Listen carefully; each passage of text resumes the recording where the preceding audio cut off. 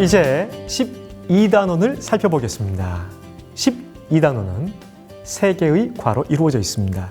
이 단원은 예수 그리스도의 구속 사역으로 하나님 나라가 완성되는 것을 보여줍니다.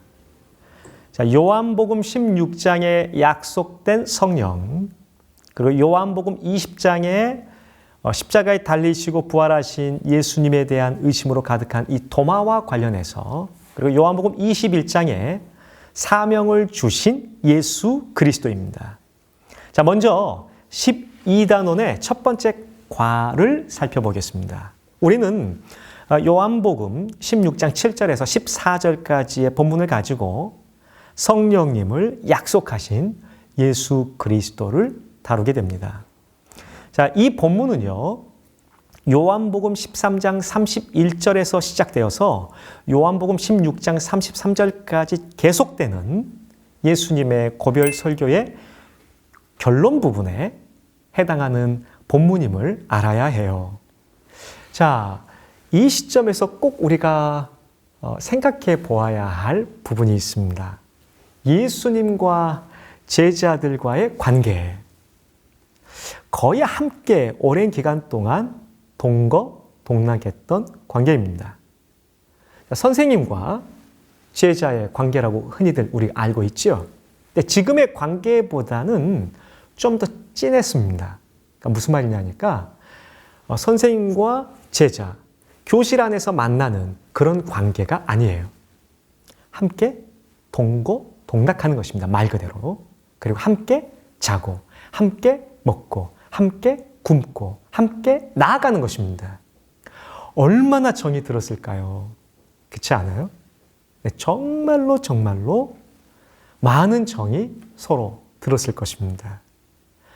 자, 예수님이 가시겠다고 하는 거예요. 그 말을 들은 제자들의 마음이, 심정이 어땠겠어요? 그 말을 하는 당사자인 예수님도 그렇고 그 말을 듣는 제자들 어떻겠냐고요.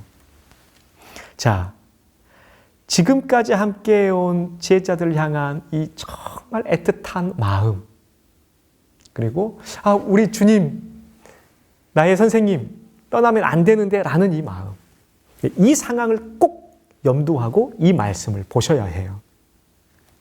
자, 예수님께서 제자들에 대한 자신의 끊임없이 변함없는 계속될 그 사랑을 다시 한번 드러내고 있습니다.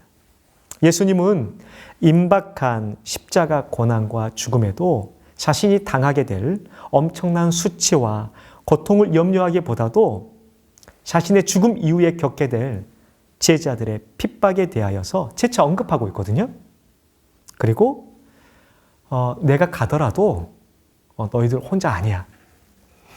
이러한 고난을 받을지라도, 그리고 내가 육안으로 잠깐 외관적으로 함께 있지 않다고 할지라도 바로 있게 될 성령님이 계셔. 내가 약속할게. 약속한 성령님이 오시는 거야 라고 말씀하시면서 그들을 위로하시는 거예요.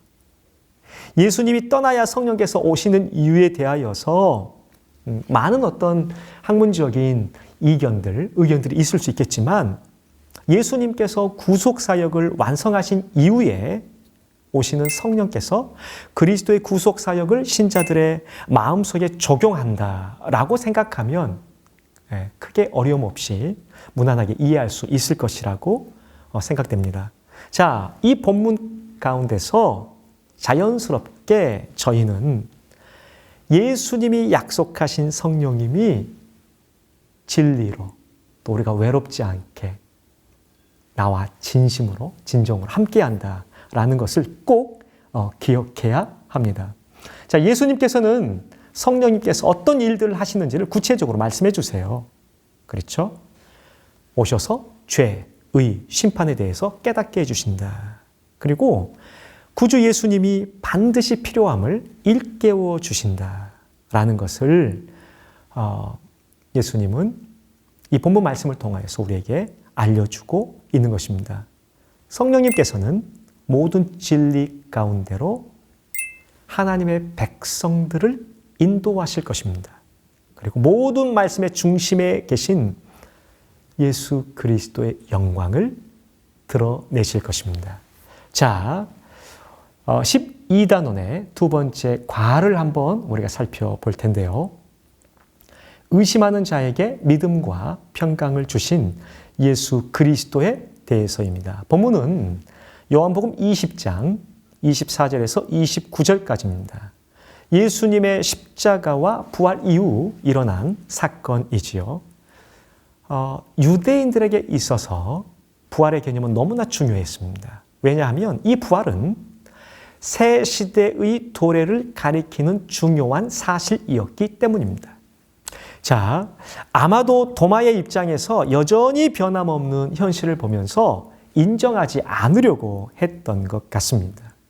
유대인들에게 있어서 새 시대가 되면 어떤 악도, 질병도, 눈물도, 전쟁도, 기타 악과 관련된 모든 것이 멈춘다고 생각했었거든요. 자, 어쨌든 이 도마는 예수님의 부활을 인정하지 않으려고 했습니다. 자, 본문 말씀을 조금 저희가 살펴보면요. 부활하신 예수님은 제자들에게 나타나서 못 박힌 손과 창에 찔린 옆구리를 보여주셨습니다. 하지만 그 자리에 없었던 도마는 다른 제자들처럼 예수님 손에 못자국을 보고 손가락을 그 옆구리에 넣지 않으면 믿을 수 없다라고 말했었습니다. 예수님은 제자들에게 다시 이제 나타나셨습니다. 그때는 도마가 있었습니다. 도마를 향해서 너 손가락을 내밀어서 내 손을 보고 내 손을 내밀어 내 옆구리에 한번 넣어봐라 라고 말씀하십니다. 그리고 예수님은 도마에게 믿음이 없는 자가 아니라 믿는 자가 되라고 말씀하셨습니다. 예수님은 의심하는 도마를 책망하지 않고 도마를 찾아오셔서 온전한 믿음을 갖도록 도와주셨습니다. 부활하신 예수님을 만난 도마는 예수님을 나의 주, 나의 하나님이라고 고백했습니다. 자신이 만난 예수님이 십자가에 달려 죽으신 바로 그분이며 하나님이라는 사실을 확신하게 되었습니다. 자, 여기에서 저희는 중요한 적용점을 발견할 수 있습니다.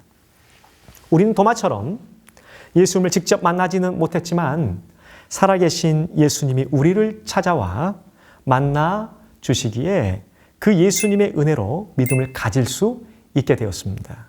핵심은 나를 위해 죽으시고 부활하신 예수님을 있는 그대로 믿는 것입니다. 자, 이제 12단원의 세 번째 과를 살펴보겠습니다. 본문은요, 요한복음 21장 15절에서 19절까지입니다. 주제는 사명을 주신 예수 그리스도입니다. 자, 부활하신 예수님은 예루살렘에서 제자들에게 나타나신 뒤에 디베라 호숫가에서 물고기를 잡고 있는 7명의 제자들 앞에 다시 나타나셨습니다. 자, 예수님은 밤새 아무것도 잡지 못하고 지친 제자들을 위해서 떡과 생선을 준비하시고 제자들을 부르셨습니다. 다른 제자들보다도 아마도 베드로는 예수님을 3번이나 부인하였기 때문에 얼마나 부담스러웠을까요? 이 부름에 대하여서 마음속에 큰 짐이 있었을 것입니다. 예수님은 베드로에게 너가 이 사람들보다 나를 더 사랑하느냐? 라고 3번 물으시고 베드로는 예수님에게 내가 주님을 사랑하는 줄 주님께서 아십니다. 라고 똑같이 3번 답변하십니다. 이러한 답변 이후에 예수님은 자신의 양을 치도록 말씀하세요. 중요한 질문이 제기되지 않습니까? 원문으로는 여러분 이 사랑의 표현들이 약간씩 달라요. 그런데 이 원문의 다름으로 이 본문을 절대로 접근해서는 안 돼요. 왜 예수님은 3번을 물으셨을까요? 왜요? 이 질문, 왜? 라는 질문은 이 본문을 정확하게 이해하는 데 있어서 너무나 중요합니다. 베드로의 고백을 듣지 않고서도 베드로가 얼마나 예수님 자신을 사랑하는지 알고 계시지 않았을까요? 아니요, 알았을 거예요. 어느 누구보다도 예수님은 베드로의 그 강한 사랑을 알고 있었을 것이에요. 근데 물으신다고요. 왜일까요? 이 질문은 베드로를 책망하기 위해서 묻는 질문이 아니에요. 3번에 부인했던 이 사건 말입니다. 베드로에게 있어서 이건 상처였을 것입니다. 누구에게? 베드로에게. 이 질문은 베드로가 예수님께서 붙잡히셔서 죽음 당하시던 날 예수님을 3번이나 배반했다는 사실을 책망하시기 위한 것이 아니었습니다. 베드로를 회복시키기 위함이었습니다. 이 상처를 회복하지 않으면 베드로는 사역을 할 수 없습니다. 그렇지 않아요? 아니, 하더라도 제대로 된 사역을 할 수 없습니다. 언제나 자신의 삶이 크나큰 실패에 대한 죄송함이 가득해서 온전한 자유의 복음을 선포하는데 제한적이었을 것입니다. 예수님은 그의 마음을 간파하신 것입니다. 그리고 회복한 다음에 양을 치라고 말씀하시는 거예요. 이 본문 말씀을 가지고 우리는 우리의 삶 속에 그대로 적용할 수 있습니다. 내 안에 있는 상처가 있는지, 그렇죠?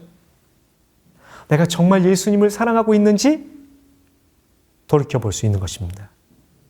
그때 우린 들을 수 있어요. 내 양을 쳐라 라는 주님의 실제적인 구체적인 사명을 들을 수 있고 수행할 수 있는 것입니다.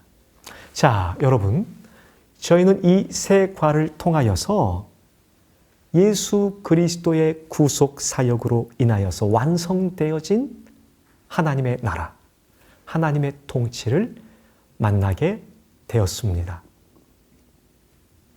저희는 이 구속 사역이 얼마나 중요한지 꼭 기억하고 깨달아야 합니다. 이 구속 사역으로 옛 시대와 새 시대, 이 새 시대가 옛 시대는 멈추고 새 시대가 시작이 되어졌고 완성되어졌다라는 사실을 꼭 기억해야 할 것입니다.